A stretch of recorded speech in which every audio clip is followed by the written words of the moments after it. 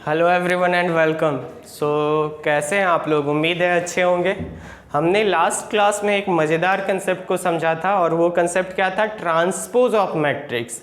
कैसे किसी भी मैट्रिक्स का ट्रांसपोज निकालना है। ट्रांसपोज बोलने का मतलब क्या, हमने उसको डिस्कस किया। अब आज जो हम लोग पढ़ने वाले हैं वो और भी मज़ेदार कंसेप्ट होने वाला है। उम्मीद करते हैं मज़ा आएगा। बस पेशेंस रखिएगा और बहुत ही आहिस्ते एकदम आराम से समझेंगे। चलिए स्टार्ट करते हैं। तो एक क्वेश्चन सबसे पहले हम लोग लेते हैं। क्वेश्चन है, कोई एक मैट्रिक्स ए है जिसका एलिमेंट दिया हुआ है 1 2 18 -1 3 2 1 0 10 और हम लोगों को बोल रहा है, क्वेश्चन क्या है ध्यान से समझिएगा। क्वेश्चन है टाइप 3 का, क्वेश्चन नंबर 3। हम लोगों को बोल रहा है proof that a into adjoint of a, ध्यान से समझना है, a into adjoint of a is equal to O या फिर नल मैट्रिक्स के बराबर है। ये प्रूफ करने बोल रहा है। अब आप बोलोगे कि यहाँ पे सर जी एक नया टर्म आ गया, एडजॉइंट ऑफ ए। ये एडजॉइंट ऑफ ए क्या होता है? तो आज हम लोग इनडायरेक्टली इसको निकालना सीखेंगे, बट इसको निकालने से पहले बहुत कुछ स्टेप्स है, बहुत कुछ नया चीज़ है जो हम लोगों को पढ़ना होगा। वन बाय वन आराम से हम लोग पढ़ेंगे और लास्ट में आप देखोगे कि एडजॉइंट ऑफ ए कैसे निकल जाता है। कंसेप्ट तो बहुत ही सिंपल है। कंसेप्ट क्या है कि ए निकालना है और एडजॉइंट ऑफ ए निकालना है और दोनों को मल्टीप्लाई करना है। अभी आप कुछ समझो कि एडजॉइंट ऑफ ए कुछ होता है, वो निकलेगा और उन दोनों को मल्टीप्लाई करके ये प्रूव करना एक नल मैट्रिक्स होगा। और ये मैंने आपको बहुत ही अच्छे तरीके से बताया था कि क्वेश्चन में अगर 3x3 ऑर्डर का मैट्रिक्स दिया हुआ है तो यहाँ पे जो ओ नल मैट्रिक्स होगा वो भी कितने ऑर्डर का होगा? 3x3 ऑर्डर का। ये हम लोगों ने लास्ट क्लास में डिस्कस किया था। अब चलिए स्टार्ट करते हैं। अब थोड़ा सा एक पॉइंट समझिए। प्रैक्टिकल लाइफ में क्या होता है कि friends is one of the most important consider किया जाता है। हर एक का कोई ना कोई फ्रेंड होता है। तो अब बेचारा यहाँ पे जितने भी एलिमेंट हैं इस मैट्रिक्स के अंदर, वो अगर उनके दोस्त नहीं होंगे तो वो भी अकेले फील करेंगे। तो यहाँ पे आप जितने भी एलिमेंट देख रहे हो, हर एक एलिमेंट के कोई ना कोई एक फ्रेंड है, लेकिन हम लोगों को अभी पता नहीं है कि इसका फ्रेंड कौन है। क्लियर है? उस फ्रेंड को हम लोग निकालेंगे और उसी फ्रेंड को क्या बोला गया? उसी फ्रेंड को बोला गया कोफैक्टर। तो मैंने आपको क्या बताया कि कोफैक्टर है क्या? कोफैक्टर सिंपल सा मतलब क्या? साथी। हर एक एलिमेंट का कोई ना कोई साथी होगा, फ्रेंड होगा और आपको उसको ढूंढना है। मतलब हम लोग क्या बोल सकते हैं यहाँ से, यहाँ जितने भी एलिमेंट दिख रहे हैं हर एक का कोई ना कोई कोफैक्टर होगा, हर एक एलिमेंट का कोई ना कोई साथी होगा। तो अभी तो हम लोगों को पता नहीं है कि इसका फ्रेंड क्या है, लेकिन ये लोग बड़ा परेशान हो गया कि नहीं हम लोगों को दोस्त मेरा कहाँ पे ढूंढ रहा है, एकदम परेशान हो गया है। तो अभी इनिशियली हम लोग क्या करते हैं कि इसके फ्रेंड को नेमिंग कर देते हैं, इसके कोफैक्टर को नेमिंग कर देते हैं रो और कॉलम। जैसे ये खुद से अपने आप से क्वेश्चन पूछना है, ये किस रो और किस कॉलम का पार्ट है? तो हम लोग क्या देख रहे हैं, ये फर्स्ट रो फर्स्ट कॉलम का पार्ट है। तो यहाँ से हम लोग बोलेंगे कि इसका जो भी रैंडमली कोफैक्टर होगा, जो भी इसका फ्रेंड होगा, वो किस रो किस कॉलम का पार्ट होगा? 1 1 फर्स्ट रो फर्स्ट कॉलम का। क्लियर है? जब भी C11 बोला जाए इसका मतलब क्या है? Cofactor of first row and first column. बोलने का मतलब क्या है? वो इसका कोफैक्टर है, इस एलिमेंट का 1 का कोफैक्टर होगा। क्या होगा अभी तक हमने नहीं बताया है आपको। सिर्फ अभी इनिशियली इतना समझिए कि हर एक कोफैक्टर का नेमिंग कैसे करना है। तो मैंने आपको जो फर्स्ट क्लास में बताया था कि हर एक एलिमेंट को रो एंड कॉलम के टर्म में हम लोग नेमिंग करेंगे, नेमिंग कर सकते हैं और नेमिंग करते हैं। बस उसी तरीके से आपको कोफैक्टर को नेमिंग करना। और सिंपल सा इतना बात को समझना है कि अगर ये फर्स्ट रो सेकेंड कॉलम का पार्ट है तो इसका कोफैक्टर भी ऑब्वियसली, तभी तो पता चलेगा कि ये किसका साथी है, किसका फ्रेंड है, क्योंकि एलिमेंट तो यहाँ पे बहुत सारे हैं, टोटल 9 एलिमेंट है तो 9 कोफैक्टर होंगे।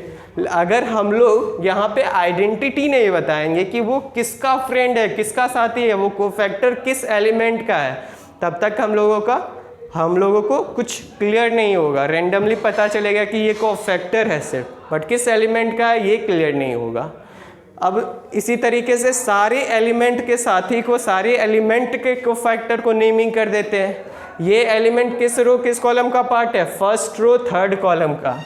जो इसका कोफैक्टर हो जाएगा वो किस रो किस कॉलम का पार्ट हो जाएगा, C13, या इसका जो साथी हो जाएगा उसको क्या बोलेंगे, C13। इसी तरीके से 2 को क्या नेमिंग करेंगे, 2 का जो साथी होगा उसको क्या बोलेंगे। यहाँ पे ये सेकेंड रो फर्स्ट कॉलम में आ रहा है तो ये इसका जो कोफैक्टर होगा क्या होगा, C21, C22, C23। ये क्या हो जाएगा, 18 का कोफैक्टर साथी क्या हो जाएगा, उसको क्या बोलेंगे हम लोग, cofactor of third row and first column, cofactor of second third row and second column, cofactor of third row and third column. लेकिन ये बहुत ही होशियार है, ये समझ गया नहीं हम लोगों को फुसलाया जा रहा है, बहलाया जा रहा है, ये सब मेरा साथी नहीं है, हमको सिर्फ आगे से लॉलीपॉप दे के भागने का प्रयास कर रहा है। तो वो क्या बोला, 1 क्या बोला कि हमको C11 नहीं चाहिए, हमको मेरा रियल फ्रेंड को दो, जो यहाँ पे जो वैल्यू आएगा उसको बताओ वो क्या है। तो अब क्वेश्चन क्या आ गया हम लोगों का कि इस वैल्यू को निकालते कैसे हैं। तो थोड़ा सा कंसेप्ट समझिए कैसे निकालते हैं। अब आपको एक नया कंसेप्ट समझना होगा डिटर्मिनेंट का। क्या है डिटर्मिनेंट, अभी ज़्यादा कहानी हम लोग डिस्कस नहीं करेंगे, क्योंकि इसके जस्ट बाद जिस टॉपिक को हम लोग डिस्कस करेंगे पढ़ेंगे वो डिटर्मिनेंट ही होने वाला है। तो अभी इनिशियली हम लोग समझते हैं कि डिटर्मिनेंट जो है वो भी एक तरीका है नंबर्स को रिप्रेजेंट करने का, बहुत ही सिमिलर टू मैट्रिक्स। लेकिन मैट्रिक्स और डिटर्मिनेंट में अंतर क्या होता है कि मैट्रिक्स में हम लोग नंबर ऑफ रो और नंबर ऑफ कॉलम को वेरी कर सकते हैं, यहाँ पे अंतर हो सकता है। लेकिन जब भी डिटर्मिनेंट निकाला जाएगा तो उसका नंबर ऑफ रो और नंबर ऑफ कॉलम हमेशा सेम होगा। मीन्स एक तरह का स्क्वायर मैट्रिक्स जो होता है सिर्फ वही डिटर्मिनेंट का फॉर्म ले सकता है, बाकी हर एक मैट्रिक्स को हम लोग डिटर्मिनेंट नहीं बोल सकते। क्लियर है। अब दूसरा पॉइंट क्या है कि मैट्रिक्स का कोई स्पेसिफिक वैल्यू नहीं होता है, लेकिन हम लोग डिटर्मिनेंट के वैल्यू को कैलकुलेट करते हैं। कैसे कैलकुलेट करते हैं उसको जस्ट तुरंत समझेंगे। उससे पहले एक पॉइंट और एक समझ लेते हैं। मैट्रिक्स में जो एरे डाला जाता है, जो सिंबल डाला जाता है, जिसके अंदर नंबर्स को एलिमेंट को रखा जाता है, वो किस टाइप का होता है, कुछ इस टाइप का होता है, कर्ली ब्रैकेट जैसा, बिग ब्रैकेट आप बोल सकते हो। लेकिन डिटर्मिनेंट का जो रिप्रेजेंटेशन करने का तरीका है वो क्या है, एकदम स्ट्रेट लाइन, 2 स्ट्रेट लाइन। तो ये 2-3 डिफरेंस है। पहला क्या है, पहला सिमिलरिटी है कि दोनों को हम लोग रिप्रेजेंट कर सकते हैं, दोनों एक तरह से तरीका है नंबर्स को रिप्रेजेंट करने का, एलिमेंट को रिप्रेजेंट करने का। दूसरा पॉइंट मैंने क्या बताया आपको, क्या याद रखना है, मैट्रिक्स के केस में ये हो सकता है कि number of row is equal to 2 and number of column is equal to 3। But जब भी हम लोग डिटर्मिनेंट निकालेंगे तो वहाँ पे एक चीज़ कॉमन होगा, क्या, नंबर ऑफ रो और नंबर ऑफ कॉलम हमेशा बराबर होंगे। तीसरा पॉइंट मैंने आपको क्या समझाया कि मैट्रिक्स के वैल्यू को कैलकुलेट नहीं किया जाता है। क्लियर है। लेकिन डिटर्मिनेंट से वैल्यू को कैलकुलेट किया जाता है। डिटर्मिनेंट का एक वैल्यू होता है, उसको निकाला जाता है। कैसे निकाला जाता है ये समझिए अब थोड़ा सा। सपोज करिए 1 3 5 7। अब आपको स्टार्ट करना है, क्या है पॉइंट समझिए, क्रॉस मल्टीप्लाई कर देना है। और अब कंफ्यूजन आएगा, क्रॉस मल्टीप्लाई करने के बाद माइनस करना है, किसका डिफरेंस निकालना है। तो ये अच्छे से समझिए, पहले कौन आ रहा है, 1 या फिर 3, 1 आ रहा है तो 1 × 7 को लिखेंगे, -5 × 3, आई होप आप समझ पाए होंगे, आपको कंफ्यूज नहीं होना है कि क्रॉस मल्टीप्लाई करने के बाद किसको पहले लिखना है किसको बाद। ऑब्वियसली जिसका प्रोडक्ट पहले आ रहा है 1 इंटू 7 तो हम लोग उसको पहले लिखेंगे, बीच में माइनस का साइन, फिर 5 इंटू 3। अब इसके वैल्यू को कैलकुलेट कर देंगे, 7 माइनस 15 दैट इज -8। सो यही इस डिटर्मिनेंट का वैल्यू हो गया। सो अभी हम लोग सारे का वैल्यू निकालेंगे, अभी डिटर्मिनेंट का यूज आएगा। सो ये इनिशियल कंसेप्ट है, इसके बाद एक चैप्टर ही है डिटर्मिनेंट जिसको हम लोग और अच्छे से डिस्कस करेंगे। सो चलिए अभी हम लोग कहाँ पे थे, तो अभी हम लोग कंसेप्ट समझ रहे थे कि मैट्रिक्स में जो हर एक एलिमेंट है वो थोड़ा सा लोनली फील कर रहा था, उसको कोई फ्रेंड चाहिए, उसको वो अपने फ्रेंड को सर्च कर रहा था। तो हमने इनिशियली क्या किया, उसको खुश करने के लिए उसके कोफैक्टर को नेम कर दिया कि अगर तुम फर्स्ट रो फर्स्ट कॉलम का एलिमेंट है तो तुम्हारा जो दोस्त होगा उसको हम लोग बोलेंगे C11, cofactor of first row and first column. लेकिन ये बहुत ही शातिर था, इसने क्या बोला, नहीं इससे काम नहीं बनने वाला, मेरे को रियल फ्रेंड चाहिए, यहाँ पे जो भी वैल्यू आएगा वो बताओ, अगर यहाँ पे 8 आएगा तभी हम खुश होंगे कि हाँ मेरा जो फ्रेंड है वो 8 होगा, ये बोल के ही हम खुश होंगे। तो अब हम लोग क्या हो गए, परेशान हो गए कि अब क्या किया जाए। तो अब आपको बहुत ही अच्छे से समझना है,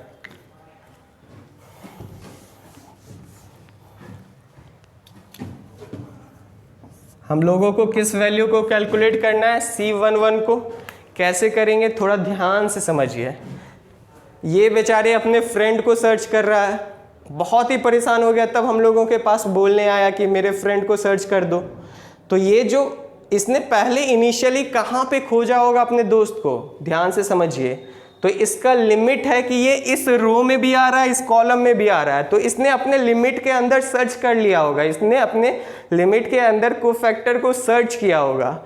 ये पहले को फर्स्ट रो में गया होगा, फिर फर्स्ट कॉलम में गया होगा, बट इसको यहाँ पे इसका फ्रेंड नहीं मिला। इसका मतलब क्या हुआ कि इसका फ्रेंड ऑब्वियसली अगर यहाँ नहीं है तो यहीं पे कहीं होगा। तो आपको क्या करना है, जिस भी एलिमेंट का कोफैक्टर निकालना है वो जिस रो और कॉलम में आ रहा है उसको ढक देना है, फिर क्या बच रहा है उसको डिटर्मिनेंट के अंदर रख देना है, ऐसे 3 2 0 10। क्लियर है।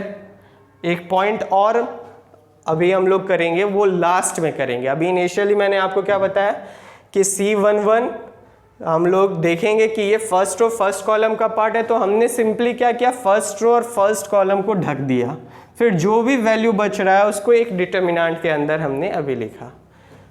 इसी तरीके से अगर C12 को हम लोगों को सर्च करना है तो ये इस बार इसका लिमिट देखना है, ध्यान से। लिमिट कहाँ पता चलेगा, obviously row and column limit बोलने का मतलब, तो यहाँ 1 2 लिखा हुआ है, इसका मतलब क्या हुआ, 1 का मतलब फर्स्ट रो को ढकना है, 2 का मतलब सेकेंड कॉलम को ढकना है। ध्यान से देखिए क्या बच जा रहा है, 2 18 0 10, तो उसको डिटर्मिनेंट के अंदर लिख देना है 2 18 0 10। नेक्स्ट C13, बस आपको कुछ अभी नहीं करना है, अभी मैंने मेन पॉइंट तो बताया ही नहीं है, ध्यान से समझिए। C13 ये किस रो किस कॉलम को ढकेंगे इस बार, फर्स्ट रो। यहाँ बेचारा 1 इस रो और इस कॉलम में अपने साथी को ढूंढा, नहीं मिला, तो ऑब्वियसली इसका साथी यहीं कहीं होगा।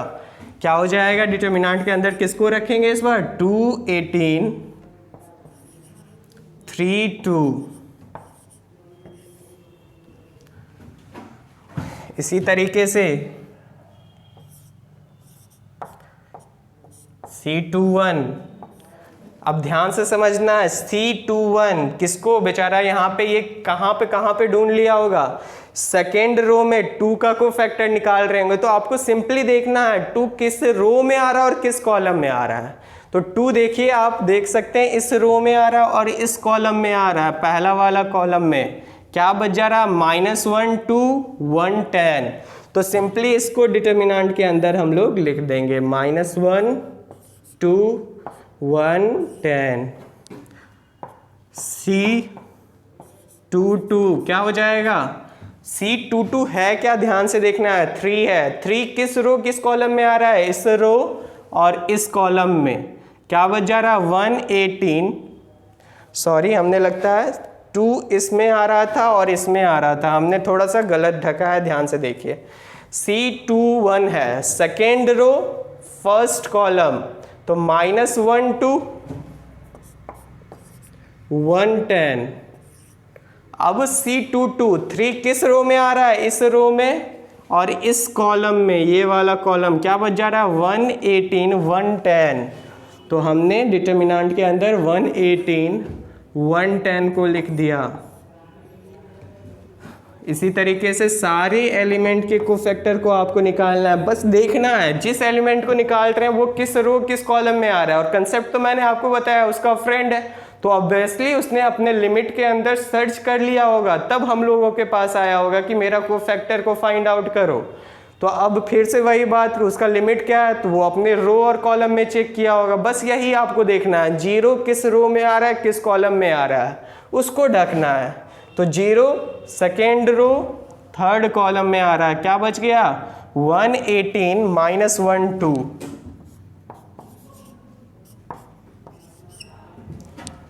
C31 क्या हो जाएगा, C31 क्या है, 18 का कोफैक्टर निकालना है। 18 किस में आ रहा है, third row and first column. क्या क्या बच जा रहा है, -1 3 1 0, -1 3 1 0। C32 बराबर क्या हो जाएगा, ध्यान से देखिए, 3 2 सेकेंड कॉलम, क्या बच जा रहा है 1 2 1 0।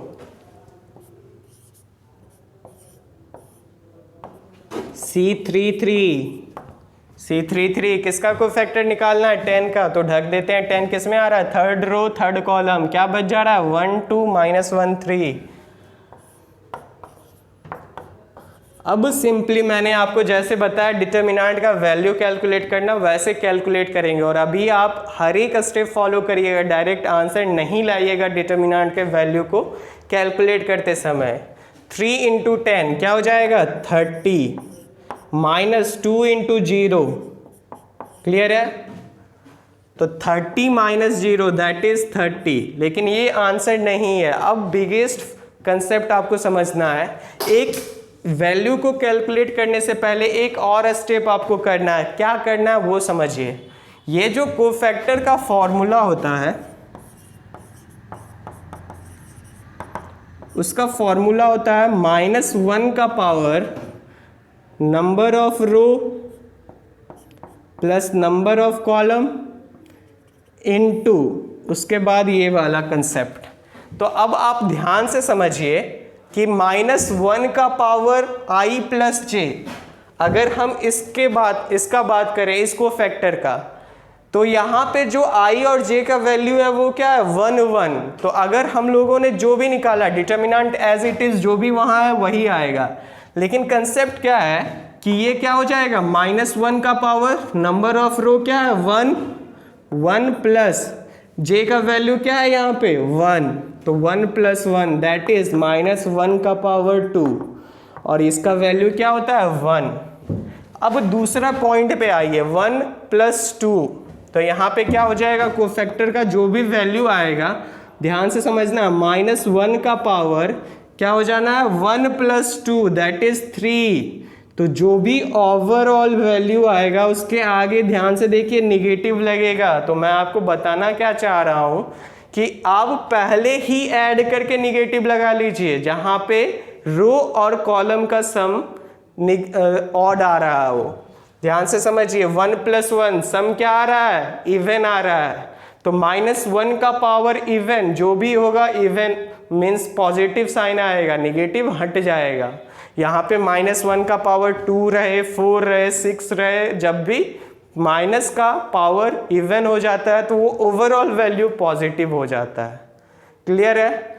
लेकिन जब भी निगेटिव का पावर ऑड कुछ रहे तो ओवरऑल वैल्यू निगेटिव ही आता है। तो आप अब क्या करेंगे, इसके पहले वैल्यू को कैलकुलेट करने से पहले आप रो और कॉलम को ऐड कर दीजिए। C1 1, 1 + 1 2, तो -1 का पावर 2 क्या होगा, पॉजिटिव ही रहेगा, तो यहाँ पे माइनस नहीं लगाएंगे। 1 + 2 3, तो -1 का पावर 3 क्या होगा, इस बार निगेटिव आ जाएगा, तो हम लोग अभी वैल्यू को कैलकुलेट करने से पहले ही आगे में निगेटिव लगा देते हैं। 1 + 3, 1 + 3 4, -1 का पावर 4, इवन है 4, तो क्या होगा, पॉजिटिव ही रहेगा। 2 + 1 3, ऑड है तो माइनस लगा देना है। 2 + 2 4, इवन है तो माइनस आगे नहीं लगाना है। 2 + 3 5, तो 5 में क्या करेंगे, ऑड है तो निगेटिव लगा देंगे। बस यही सेम प्रोसेस आपको कंटिन्यू करना है। 3 + 1 4, तो इवन है तो नहीं लगाएंगे। 3 + 2 5, माइनस लगा देंगे। 3 + 3 6, नहीं लगाएंगे। तो ये आपको दो चीज़ करना है। तो मैंने अभी तक आपको वैल्यू निकालते समय 2 पॉइंट याद रखने को बोला है। पहला पॉइंट क्या है कि जिस भी एलिमेंट का आप कोफैक्टर निकाल रहे हो उसका वो एलिमेंट किस रो में आ रहा है और किस कॉलम में आ रहा है उसको ढक देना है। बाकी जो भी बचेगा उसको डिटर्मिनेंट के अंदर लिखना है। ये पहला बात याद रखना है। जब आप सारे वैल्यू को डिटर्मिनेंट के अंदर लिखोगे, सबसे पहले आपको क्या करना है, ढकने सीखना है। आपको जिस भी रो और कॉलम में आ रहा है उसको इसी तरीके से हाथ रख के ढक के डिटर्मिनेंट के अंदर लिखने सीखना है। ये बहुत इंपॉर्टेंट है। जब आप डिटर्मिनेंट के अंदर लिखना सीख जाओगे तब आप निगेटिव लगाओगे। दूसरा काम ये है। और निगेटिव का कंसेप्ट मैंने क्या समझाया आपको, रो और कॉलम को सिर्फ ऐड करना है। जहाँ पे रो और कॉलम का सम इवन आ जाएगा वहाँ पे हम लोग निगेटिव नहीं लगाएंगे। जहाँ भी ऑड आएगा वहाँ पे हम लोग निगेटिव लगा देंगे। आई होप आपको समझ में आया होगा। जैसे हम लोग क्वेश्चन बनाएंगे और हम लोगों का क्लियर होते जाएगा। तो चलिए अब वैल्यू को कैलकुलेट करिए ध्यान से। ये क्या हो जाएगा, 3 × 10 -2 × 0, 3 × 10 30 - 0 दैट इज 30। C12 आगे ध्यान से देखिए, 1 + 2 3, निगेटिव लगाए हैं हम लोगों ने तो माइनस लिखेंगे। 2 × 10 क्या हो जाएगा, 20, माइनस डालेंगे। 18 × 0 क्या हो जाएगा, 0। तो ध्यान से समझना है, 20 - 0 तो 20 होगा और माइनस आ गया है मतलब होल आंसर क्या हो जाएगा, -20। C13 वैल्यू निकालते हैं, यहाँ निगेटिव नहीं है तो डायरेक्ट हम लोग कैलकुलेशन करेंगे। 2 × 2 4 - 18 × 3 36। अब ध्यान से समझिए, 4 - 36 निगेटिव वाला भरा है, -32 हो जाएगा आंसर। तो आपको बहुत ही अच्छे से कैलकुलेशन करना है। यहाँ पे मैं जिस तरीके से कर रहा हूँ उस तरीके से आपको नहीं करना है। आपको सिंपली मल्टीप्लाई करके, क्योंकि अभी आपका इनिशियल स्टेज है, आपको हर एक स्टेप को फॉलो करना है। 2 × 2 4 तब लिखना है जितने आसानी से। और आप 4-5 क्वेश्चन जब बना लोगे तब आपका हाथ खुद ब खुद आपको इसी पॉइंट पे ले आएगा। Direct 2 × 2 4, 18 × 3 54, sorry 18 × 3 54। अभी ये क्या हो जाएगा, 4 - 54 दैट विल बी -50। तो अभी आपको इनिशियली डायरेक्ट आंसर नहीं लाना है, अच्छे से मल्टीप्लाई करना है, बीच में माइनस डालना, फिर मल्टीप्लाई करके प्रोडक्ट निकाल के फिर माइनस लाना है। यहाँ देखिए माइनस लगा हुआ है, क्या हो जाएगा, -1 × 10 दैट इज -10, बीच में -2 × 1 क्या हो जाएगा, ध्यान से देखिए, -10 -2 दैट इज -12 और ये माइनस क्या हो जाएगा, +12। तो यहाँ पे इसीलिए मैं डायरेक्ट कर रहा था क्योंकि स्पेस थोड़ा सा हम लोगों को कम है। बट आपको क्या करना है, हर एक इसी तरीके से फॉलो करना है, तब आपको आंसर आएगा। जितने अच्छे से मैथमेटिक्स कॉपी बनाइएगा उतना मज़ा आएगा, वो आपको बाद में उतना शूटिंग या फिर मस्मराइजिंग आरामदायक फीलिंग देगा हिंदी भाषा में। क्लियर है?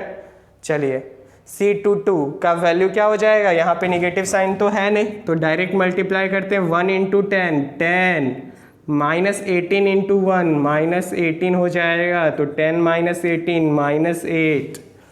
ये क्या हो जाएगा, ध्यान से समझते हैं, माइनस है, माइनस हमने लगाया, ब्रैकेट डाला, फिर क्रॉस मल्टीप्लाई किया, 1 इंटू 2 दैट इज 2, बीच में माइनस, फिर ध्यान से समझिए 18 इंटू माइनस 1 क्या होता है, 18 इंटू माइनस 1 माइनस 18, तो 2 ब्रैकेट यूज करना पड़ा, तो इसको कन्वर्ट करके कर्ली ब्रैकेट में कर लेंगे।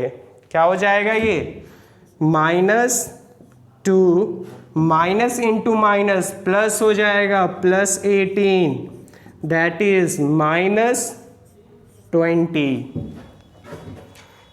उसी तरीके से इसका वैल्यू क्या हो जाएगा, माइनस 1 इंटू 0 0, बीच में minus, 3 into 1 3, 0 minus 3 minus 3, C32 minus लगा हुआ है तो हम लोग माइनस लगाएंगे, 1 इंटू 0 0, माइनस 2 इंटू 1 तो माइनस 2, और 0 माइनस 2 तो यहाँ माइनस 2 आएगा और आगे भी माइनस है, ब्रैकेट का मतलब इंटू, माइनस इंटू माइनस 2 क्या हो जाएगा, प्लस 2,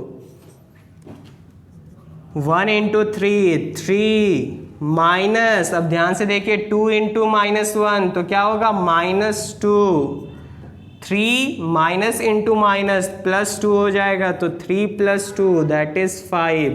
तो अब फाइनली क्या हुआ, हर एक एलिमेंट का कोफैक्टर मिल गया है। अब बेचारा ये लोग थोड़ा सा सुकून का सांस लेगा। तो अब आपको क्या करना है, जो भी कोफैक्टर का वैल्यू है उसको उसी प्लेस पे पुट कर देंगे हम लोग।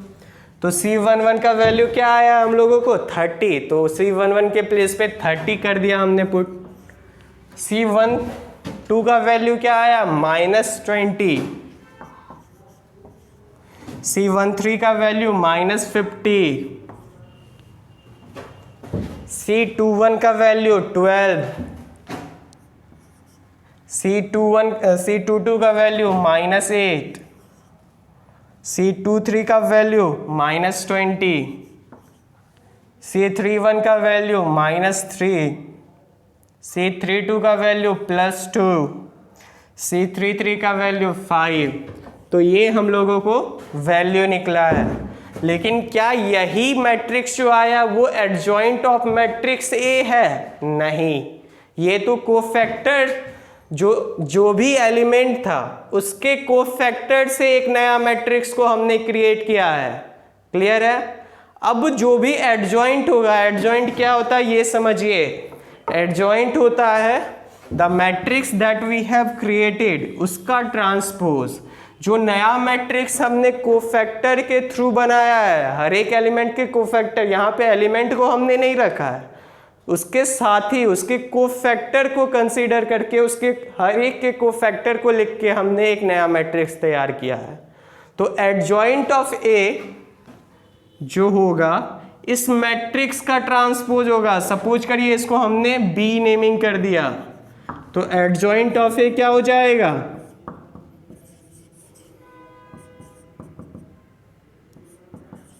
Transpose of matrix B. और यहां पे समझना क्या है, ये जो मैट्रिक्स बी है वो है क्या, दिस मैट्रिक्स इज, इसको हम लोग और अच्छे से करते हैं, अभी यहाँ पे मैं सिर्फ आपको आंसर बताता हूँ।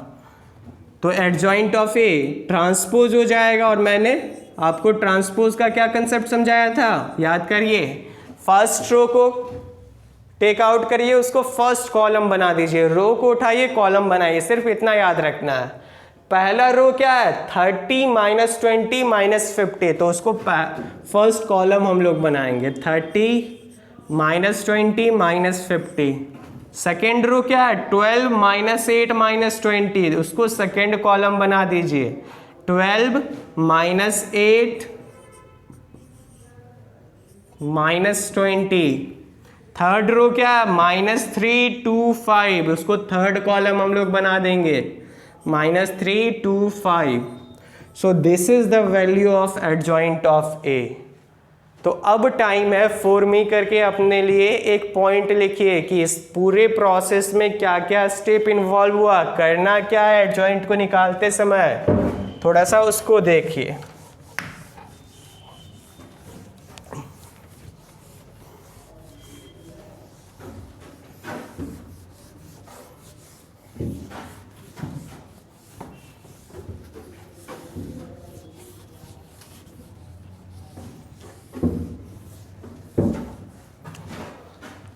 तो सबसे यहाँ पे अब आपको फॉर मी करके अपने कॉपी में पॉइंट लिखना है।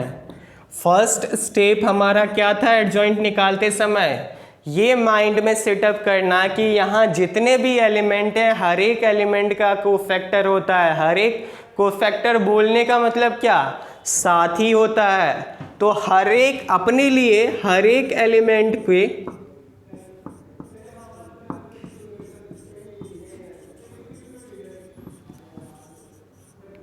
कोफैक्टर को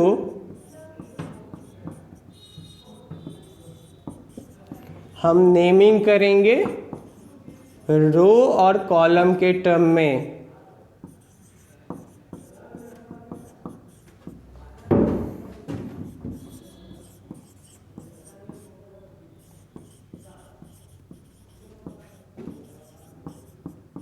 आई होप इसको समझ पाए होंगे। अगर वो element first row first column का है तो उसका कोफैक्टर को क्या नेमिंग करेंगे, C11। अगर element first row second column का है तो उसका जो कोफैक्टर होगा वो क्या हो जाएगा, वो भी फर्स्ट रो सेकेंड कॉलम का होगा। इस बात को सेटअप करिए माइंड में कि अगर एलिमेंट का ही ये दूसरा साथी है, फ्रेंड है, बिछड़ा हुआ यार है, उसको हम लोग फाइंड आउट कर रहे हैं, निकाल रहे हैं, तो वो जिस भी रो और कॉलम से उसका कोफैक्टर उसी रो और उसी कॉलम से होगा। तो सबसे पहला काम आपको क्या करना है, इस मैट्रिक्स को तैयार करना है जो कि किससे बना होगा कोफैक्टर के नेमिंग से। रो और कॉलम जो हम लोग नेमिंग करेंगे, जिसके कोफैक्टर को सर्च करना है उसको जो हम नेमिंग करेंगे रो और कॉलम के टर्म में, उसको तैयार कर लेना है, उसको एक मैट्रिक्स का फॉर्म दे देना है। नेक्स्ट स्टेप हमारा क्या होगा कि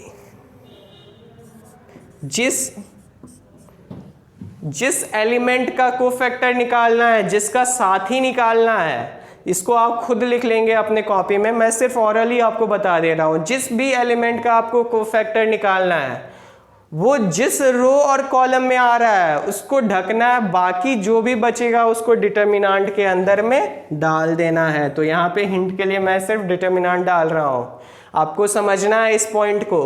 सपोज करिए आप 10 के कोफैक्टर को निकालना चाहते हो तो आपको बस ये सोचना है 10 किस में आ रहा है, 10 इस रो में आ रहा है और इस कॉलम में आ रहा है, इसको ढक देना है, बाकी जो भी बच गया है उसको डिटर्मिनेंट के अंदर लिखना है। क्लियर है। अगर 3 के कोफैक्टर को सर्च करना है, 3 किस रो में आ रहा है किस कॉलम में, ये दो बात अपने आप से पूछना है सिर्फ आपको। 3 सेकेंड रो सेकेंड कॉलम में आ रहा है तो क्या बच जा रहा है 118 110, उसको डिटर्मिनेंट के अंदर लिख लेना है। क्लियर है। तो अब उसके बाद मोस्ट इंपॉर्टेंट, जब आप डिटर्मिनेंट के अंदर डाल दोगे, आप डिटर्मिनेंट के अंदर वैल्यू को रखोगे, उसके बाद निगेटिव कहाँ लगाना है ये याद रखना है। जब आप निगेटिव लगाना सीख जाएंगे, जहां पे क्या मैंने आपको क्या बताया, C11 1 + 1 2 इवन है तो यहाँ पे निगेटिव नहीं लगाना है। 1 + 2 3 आ रहा है, सम ऑड है तो इसके आगे जो भी वैल्यू आपने डिटर्मिनेंट के अंदर लिखा है उसके आगे निगेटिव लगा देना है। 1 + 3 4 तो क्या हो जाएगा, इवन है, नहीं लगाएंगे। 2 + 1 ऑड है, 2 + 2 4 इवन है, नहीं लगाएंगे। 2 + 3 5 ऑड है, लगा देना है, आगे निगेटिव। 3 + 2 निगेटिव हो जाएगा। तो ये आपको करना है, इसके बाद सिर्फ वैल्यू कैलकुलेट कर देना है। अब आपको याद क्या रखना है कि जो मैट्रिक्स हमने पहले बनाया था C11 C22 करके, वहाँ पे एग्जैक्ट वैल्यू रख देंगे, और जो भी मैट्रिक्स बना है, जो 4th स्टेप में क्या याद रखना है, मैट्रिक्स जो तैयार हुआ है किससे, कोफैक्टर ऑफ एवरी एलिमेंट। एक मैट्रिक्स तैयार करना है सिंपली, जिसमें एलिमेंट जो हैं वो कौन होंगे, तो एलिमेंट के कोफैक्टर एलिमेंट होंगे। ध्यान से देखिए, मैं इस मैट्रिक्स का बात कर रहा हूं। इस मैट्रिक्स में जो भी है वो कोफैक्टर है एलिमेंट का। 1 का कोफैक्टर 30 आया, हम लोगों ने निकाला इन तीनों स्टेप को करके, तो 30 आया। -1 का कोफैक्टर क्या आया है, -20।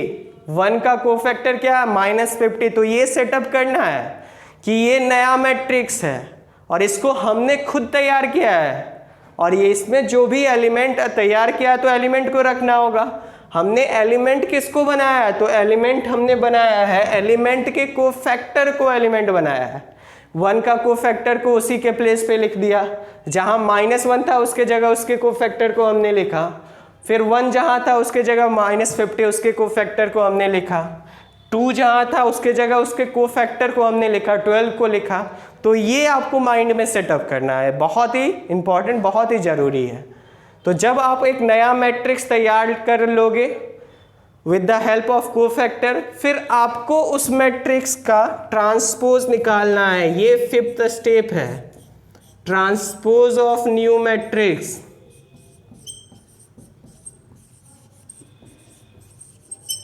तो मैंने सिर्फ ऑरली आपको यहाँ पे बता दिया है। अब आपको अपने अकॉर्डिंग जिस वर्ड में आपको सिंपल लगे वहाँ पे फॉर्मिंग करके आप उस फॉर्म में लिख लेंगे। इंग्लिश अच्छा लगे तो इंग्लिश में आप लोग लिख लेंगे, हिंदी अच्छा लगे तो हिंदी लिख लेंगे। तो मेन क्या याद रखना है, ये जो पहला 3 स्टेप है वो बकवास है। वो क्या है, वो आपको कोफैक्टर का वैल्यू दे रहा है, लेकिन लास्ट का जो स्टेप है वो अकेले से है, वो दोनों मिलके इन तीनों के बराबर कर लेगा। ये दोनों बहुत ही इंपॉर्टेंट है। आप कोफैक्टर निकाल लोगे बट आपको आगे का स्टेप पता नहीं रहेगा, फिर कोई फायदा नहीं है।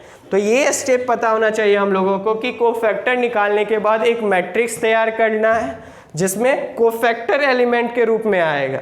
वो जिस एलिमेंट का कोफैक्टर है वो उसका जो भी पोजीशन है उस एलिमेंट का, उसी पोजीशन पे उसके कोफैक्टर को लिखेंगे।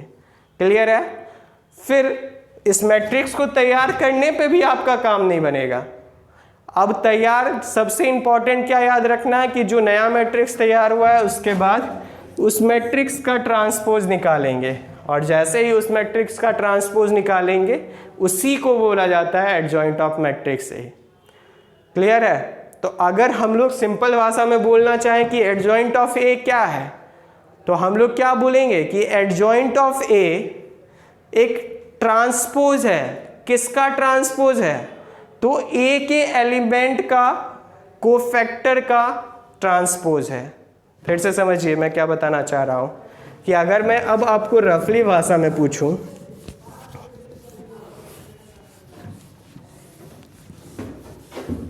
कि ये एडजॉइंट ऑफ ए क्या है, तो आप क्या बोलोगे? एडजॉइंट ऑफ ए भी कोई एक मैट्रिक्स है, लेकिन ये जो मैट्रिक्स है ये ट्रांसपोज है। किसका ट्रांसपोज है? तो transpose of cofactor of every element of matrix A. ये मैट्रिक्स ए के हर एक एलिमेंट से तैयार किया गया मैट्रिक्स का ट्रांसपोज है। क्लियर है? आई होप आप समझ पाए होंगे। सो आज ये बहुत ही इंपॉर्टेंट कंसेप्ट था। अब इनवर्स का कंसेप्ट इसी के थ्रू आप समझेंगे, और ये one of the most important concept था। अगर आपने इनवर्स समझ लिया फिर आगे तो खुद ब खुद काम बन जाएगा। तो ये सोचिए कितना लेंदी है। ये सिर्फ मैं अभी आपको ट्रांसपोज का कंसेप्ट, सॉरी एडजॉइंट का मैंने आपको कंसेप्ट समझाया, बट अभी भी हमने क्वेश्चन को प्रूव नहीं किया है। क्वेश्चन अब सॉल्व करेंगे हम लोग। क्वेश्चन हम लोगों को क्या बोल रहा था? क्वेश्चन हम लोगों को बोल रहा था कि prove that A into adjoint of A is equal to O. अब आपको एक बात और याद रखना है। क्या याद रखना है कि मैंने अभी सिर्फ आपको डिटर्मिनेंट 2 इंटू 2 ऑर्डर का कैलकुलेट करना सिखाया है। 3 इंटू 3 में कैसे कैलकुलेट करते हैं बहुत ही इजी है, हम लोग उसको भी डिस्कस करेंगे। और मैंने आपको बोला है रेंडमली हम लोगों को ये टॉपिक बहुत ही डिटेल में डिस्कस करना है, एक चैप्टर ही है डिटर्मिनेंट। तो अभी 2 इंटू 2 ऑर्डर का मैंने सिर्फ आपको बताया कि क्रॉस मल्टीप्लाई करना है और उसको सब्ट्रैक्ट कर देना है। क्लियर है? तो अब आई होप आप बना पाएंगे, क्योंकि टाइम आई होप बहुत ज़्यादा हो गया होगा। ए का वैल्यू क्या है, ध्यान से समझिए। ए का वैल्यू है 1 -1 1 2 3 0 18 2 10। एडजॉइंट ऑफ ए का वैल्यू क्या है, ध्यान से देखिए। 30 -20 -50 12 -8 -20 -3 2 5। तो मैं सिर्फ अभी रफली यहाँ पे बना देता हूँ, अगर क्योंकि हमने मल्टीप्लिकेशन का कंसेप्ट पहले ही समझ लिया। फिर भी अब अगर आपको डाउट हो कि कैसे क्या हुआ, तो मैंने आपको पहले ही नंबर प्रोवाइड किया, आप वहाँ पे अपने डाउट को क्लियर कर सकते हैं। तो चलिए जल्दी से मल्टीप्लाई करके देखते हैं क्या आता है हम लोगों को आंसर। अब ध्यान से समझना है, इसका ऑर्डर क्या है 3 × 3 और इसका ऑर्डर क्या है 3 × 3। मीन्स इन दोनों के प्रोडक्ट का मैं ऑर्डर क्या होगा, ध्यान से देखिए। कंडीशन क्या था मल्टीप्लिकेशन के लिए, पहले मैट्रिक्स का पहला वाला दूसरे मैट्रिक्स के सेकेंड वाले के बराबर होना चाहिए, और बाकी जो 2 बच जाएगा वो नए मैट्रिक्स का ऑर्डर हो जाएगा। तो क्या नए मैट्रिक्स का ऑर्डर हम लोगों को 3 × 3 मिला या नहीं? मिल गया। अब इससे क्या पता चला, 3 रो होंगे, 3 रो के लिए हमने कुछ ऐसा डाला। फिर पता चला 3 कॉलम भी हैं, तो ये तो एक कॉलम खुद हो गया है। फिर 2 और कॉलम के लिए हमने कुछ ऐसे डाला। अब वैल्यू मेन कैलकुलेट करना है। जैसे ही इसका हम लोग वैल्यू निकालना चाहते हैं, ये फर्स्ट रो फर्स्ट कॉलम का पार्ट है, तो पहले मैट्रिक्स से फर्स्ट रो के टेक आउट करेंगे और दूसरे मैट्रिक्स से किस कॉलम को, ये हमेशा मैंने मल्टीप्लिकेशन में बहुत ही अच्छे तरीके से बताया, एंड आई होप आपको क्लियर भी हुआ हो कि पहले मैट्रिक्स से रो निकालते हैं, दूसरे मैट्रिक्स से कॉलम। तो फर्स्ट रो निकालेंगे पहले मैट्रिक्स से, फर्स्ट कॉलम के साथ मल्टीप्लाई करेंगे, क्या हो जाएगा देखिए 1 × 30 दैट इज 30 -1 × -20 सॉरी -1 × -20 क्या हो जाएगा +20। 1 × -50 क्या होगा -50। अब आप खुद निकालिए क्या हो जाएगा 30 + 20 50, और 50 - 50 क्या हो जाएगा 0। तो यहाँ पे 0 आ गया। उसी तरीके से हर एक एलिमेंट में 0 आएगा। कैसे देखते हैं, दूसरा इस ब्लैंक को निकालना है, किस रो किस कॉलम में आ रहा है, तो फर्स्ट रो में ही रहा है, और लेकिन सेकेंड कॉलम में इस बार आ रहा है। तो इस बार मल्टीप्लिकेशन किसका किसके साथ होगा, फर्स्ट रो का सेकेंड कॉलम के साथ होगा। क्या हो जाएगा ये 1 × 12 दैट इज 12 -1 × -8 क्या हो जाएगा +8। कैलकुलेशन आपको बहुत ही अच्छे से करना है, अगर दिक्कत होता है तो लिख के करें, जैसे मैंने सबसे पहले बताया था मल्टीप्लिकेशन समझाते समय। 1 × -20 क्या हो जाएगा -20। तो ध्यान से देखिए 12 + 8 20। तो आपको क्या करना है, इसी तरीके से हर एक का वैल्यू निकालना है, और सारे पे वैल्यू 0 0 0। अगर ये आ गया तो हम लोग इसको क्या बोलेंगे, this is a null matrix. Null matrix को रिप्रेजेंट कैसे करते हैं, O से 0 से, जो भी आपको बोलने का इच्छा है। क्लियर है? तो अब आपको मल्टीप्लाई अच्छे से करना है और देखना है क्या जो कंडीशन हम लोगों को क्वेश्चन में प्रूव करने बोल रहा था वो प्रूव होता है या नहीं। अगर प्रूव हुआ तो फिर अच्छी बात है, इसको लिख लेंगे hence proved A × adjoint of A = O। अगर नहीं हुआ तो फिर बोलेंगे this is not equal. Prove नहीं हुआ फिर आप गलत हो जाएंगे, क्योंकि प्रूव अगर बोल दिया मतलब आपको किसी भी तरीके से प्रूव करना है।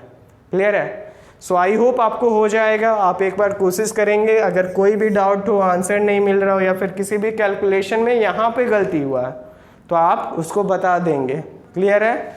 आपको कोई भी डाउट होता है तो आप इस पर कांटेक्ट कर सकते हैं, मैसेज करेंगे hello sir my name is this, बस इतना करना है, दिस इज़ ये।